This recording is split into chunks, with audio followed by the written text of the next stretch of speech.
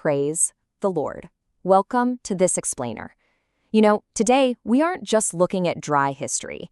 We are stepping directly into a gripping psychological thriller. It's a deeply personal story of family betrayal, buried secrets, and the overwhelming weight of consequence found in Genesis 42. Honestly, it's a total masterclass in human psychology that plunges us straight into the visceral tension of broken family dynamics. I really want you to place yourself in the shoes of our main figure today, Joseph. Just imagine being sold out, discarded, and literally left for dead by your own flesh and blood. Years pass, you survive, you somehow rise to immense power, and then suddenly, those exact people who ruined your life are standing right in front of you, desperately begging for help. They have no clue who you are, but you hold their very survival in your hands. So how would you react? Would you seek revenge, or would you seek the truth? That is the immense emotional tension and the incredibly high stakes of the narrative we're about to explore. Section 1. A Journey for Survival. So our narrative truly kicks off when a severe, life-threatening famine strikes the land of Canaan. Jacob, the patriarch of the family, gives a desperate order to his sons. Staring down starvation, he tells them to go down to Egypt to buy grain so that they, in his own words, may live and not die. To really grasp the terrifying severity of this, think of it like an extreme modern-day global supply chain crisis, but with absolutely zero safety nets. The shelves aren't just empty, the fields are utterly barren. It's a crisis that forces desperate people to travel hundreds of miles from home, braving dangerous, bandit-ridden roads just to secure the absolute basic goods they need to survive. Driven by this gnawing hunger, 10 of Joseph's brothers pack up and make the desperate trek. But notice how this opening act highlights the lingering paralysis of family trauma. While 10 brothers went down to Egypt, Jacob specifically refuses to send his youngest son Benjamin. He feared that harm might happen to him. Jacob is still deeply, deeply scarred by the agonizing loss of Joseph all those years ago. He's overprotective, clinging tightly to Benjamin, utterly terrified that history is going to repeat itself. It's such a profound look at how past grief dictates our present decisions. Section 2. The Undercover Governor. The 10 brothers arrive in Egypt, which is this massive, imposing empire at the time, and they're brought before the governor who controls the entire food supply. They bow down with their faces to the ground, completely unaware that the powerful official they're trembling before is the very brother they mercilessly sold into slavery years ago. This dynamic is just fascinating. It's like an extreme, high-stakes scenario of undercover boss. On one side, we have what Joseph knew. He instantly recognizes them. He remembers the prophetic dreams he had as a boy, dreams where his brothers bowed down to him, which is exactly what's happening right now. On the other side, we have what the brothers saw. They just see a terrifying, powerful Egyptian official speaking roughly to them through an interpreter. They have absolutely no clue who holds their lives in the balance. And Joseph's opening move? It's chilling. He doesn't greet them with open arms. Instead, he throws a grave, calculated accusation at them. He calls them spies. He claims they've come to see the nakedness of the land, meaning they are there to expose the country's vulnerabilities and unfortified areas for a potential military invasion. That is a deadly serious, life-threatening charge in the ancient world. The brothers immediately go on the defensive. Shaking with fear, they plead for their lives, stating, "We are all sons of one man. We are honest men." The stark, bitter irony of the statement is just incredible. Honest men. These are the very same men who conspired to murder their brother, sold him to human traffickers, and then lied to their grieving father for decades. They claim honesty, all while carrying one of the darkest, most deceptive hidden secrets imaginable. Section 3. The 3-day test. Well, Joseph doesn't just take their word for it. He escalates the psychological pressure tremendously. To see if these honest men have actually changed, he throws all 10 brothers into state custody for 3 days to let them sweat it out in the suffocating dark. Let's walk through the timeline of this incredible stress test.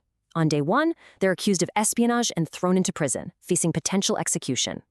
By day 3, Joseph alters the deal. He releases them, but with conditions. He's going to keep one brother confined in Egypt while sending the rest home with the desperately needed grain. But the catch for the future, they must return, and they must bring their youngest brother Benjamin back with them to prove their story is true. Section 4. Echoes of Past Guilt. This precise moment in custody is the turning point of the entire narrative. The immense, crushing pressure of this seemingly random Egyptian imprisonment finally causes the brothers' hardened exteriors to crack. They immediately connect this current suffering to their past sins. They believe, with a sinking dread, that this is divine punishment for ignoring Joseph's cries for mercy all those years ago. Listen to this piercing realization from Reuben, the oldest brother. Did I not tell you not to sin against the boy? But you did not listen, so now there comes a reckoning for his blood. This captures a profound reality of human psychology. Think about the suffocating weight of carrying a terrible secret. Deeply repressed guilt doesn't just disappear. You can bury it for years, but when a person is put under extreme stress, that guilt always eventually boils over to the surface. Their conscience is finally awake.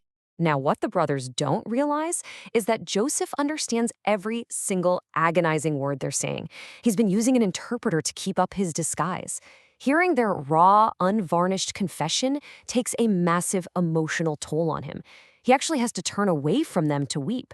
It really highlights his incredibly complex mix of deep sorrow for his family, but also his steely determination to see this test through. He gathers his composure, returns, and binds Simeon right before their eyes as the hostage. Section 5.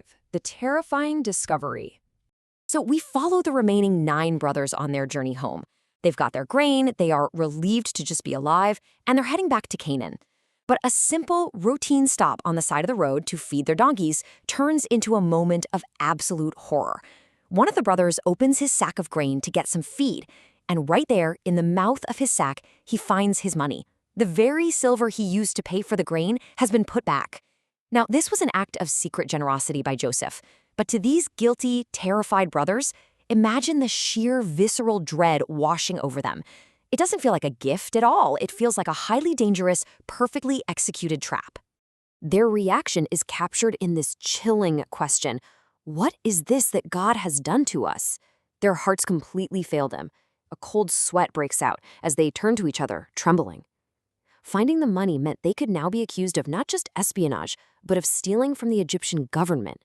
They feel entirely framed, plunging the brothers into pure, unadulterated terror.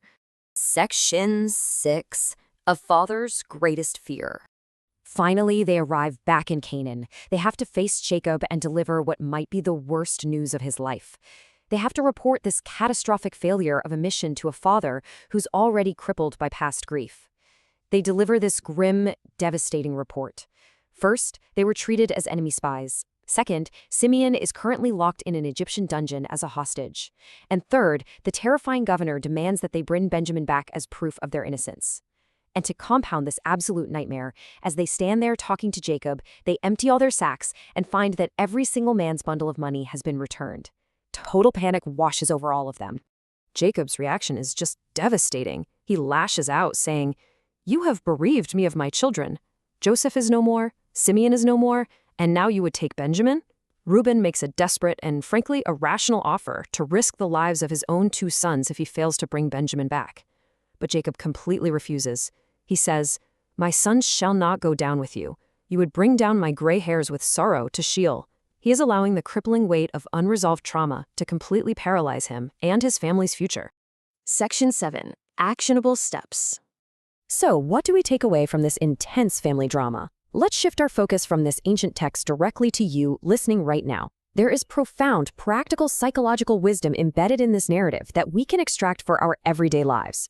Here are 3 actionable steps based on what we've just seen. Number 1, face your history. Just like the brothers whose repressed guilt finally caught up with them under pressure, you cannot run from your past. Deal with your mistakes before stress forces them out of you. Number 2, verify words with action. Be like Joseph. When dealing with people who have broken your trust, don't just listen to them claim they are honest men. Set boundaries and test their true character through their actions over time. And number 3, manage fear of the unknown. Jacob was so terrified of losing Benjamin that he was willing to let his whole family starve. Refuse to let paralyzing fear of what might happen halt your progress today. I want to leave you with this final provocative thought to reflect on. Jacob let fear paralyze his family's future, nearly costing them their lives during a famine. What hidden fears or unresolved past traumas are keeping you from your own growth and survival? Think about that as you go through your day. If you found this explainer helpful in breaking down these complex ideas, please like, share, and subscribe.